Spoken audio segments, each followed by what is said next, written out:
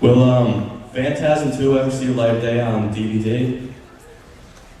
Well, the answer is, of course it will at some point. Unfortunately, what happened is that Universal Studios has the rights to that, the Phantasm 2 DVD in the US. And Anchor Bay has the rights to 1, 3, and 4. And so Anchor Bay thought they could go and maybe sublicense the rights from Universal.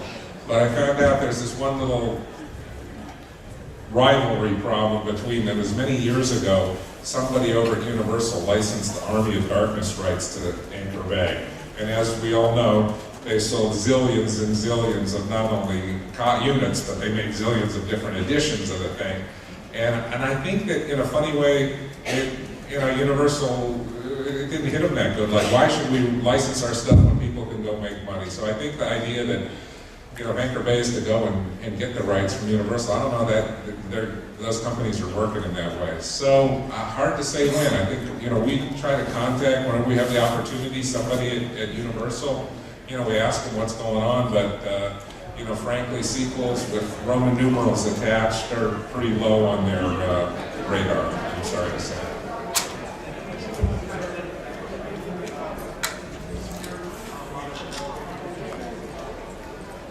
Yeah, I do at some point. Yeah, absolutely. It's just a question of when, because, I think that there's just, right now, I think you start to notice that a lot of DVD companies are slowing down on their box set editions because there's a contraction of the market economically. So we have to wait until the stimulus package kicks in, and then maybe we'll see the sphere set. Yeah, way in the back there.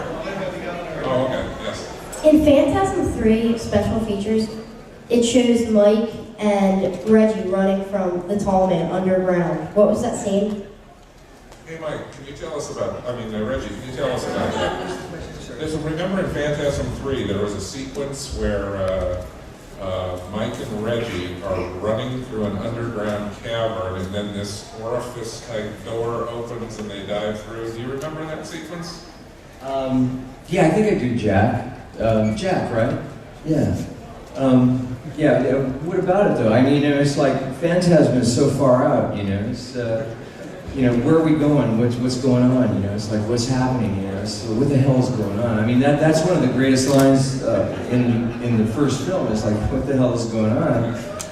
Because nobody really knows. It's what's interesting about it, Jack, is the original picture is like an interactive thing.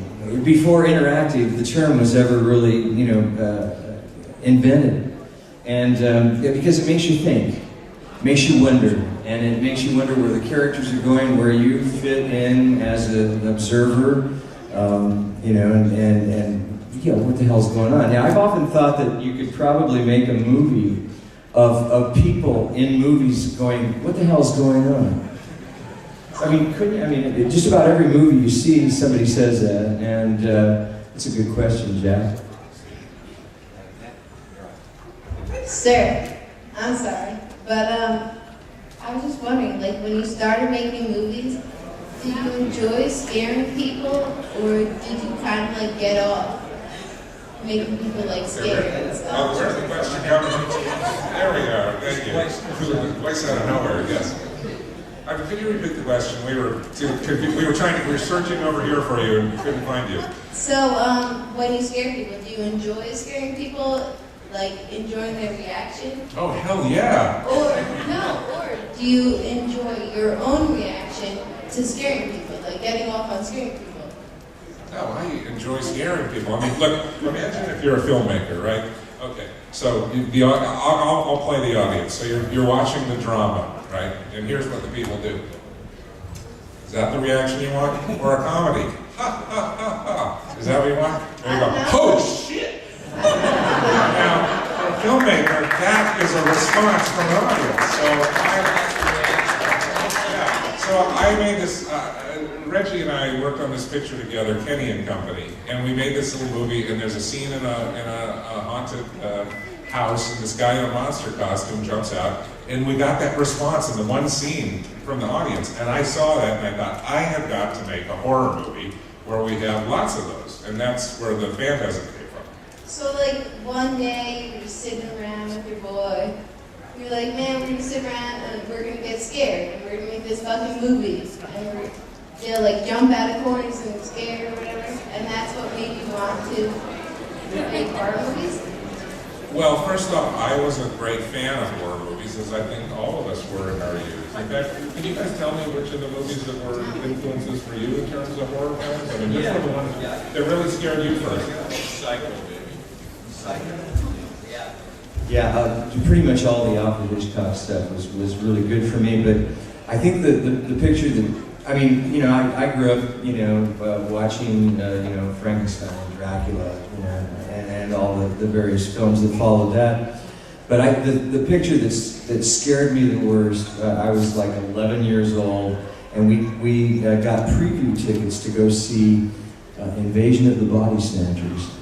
And man, I didn't trust my parents for weeks. I'm telling you, I looked under the bed every fucking night, man. It scared the hell out of me because it's just that inside stuff, you know? It's like, you don't know, you know? And everybody's going, hey, hey, hey, in the movie, hey, hey, hey, you know, and nobody's, no emotion, right? And that's how you tell, you know, that these aliens have stolen our emotion. And I think it's such a great statement, you know, politically and a bunch of other ways, that we can't let them steal our emotions, you guys.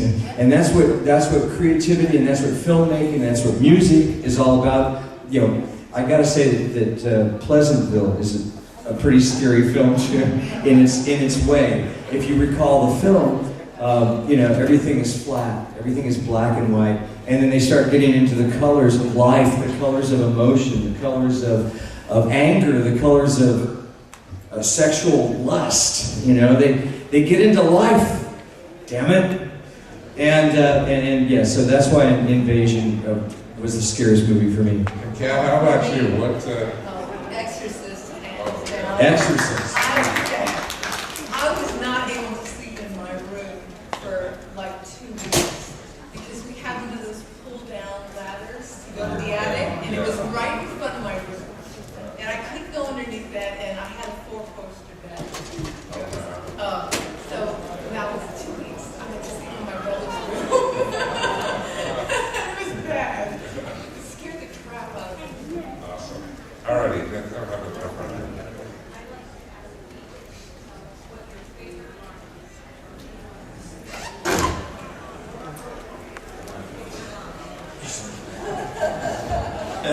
Bill, you want to go first?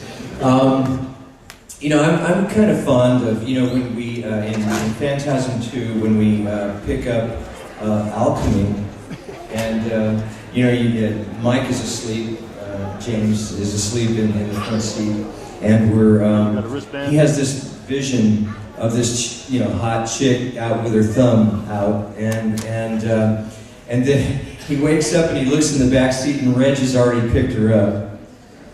Literally, you know, picked her up. And then, you know, Mike goes, hey, can we pull over? You know, I gotta talk to you, Reg. And so they go out at the side of the road and they're taking a leak. And Reggie is trying to explain, you know, why he picked up this, I don't know, beautiful chick. I don't know why you have to explain that, but there's something wrong, yeah, with Mike.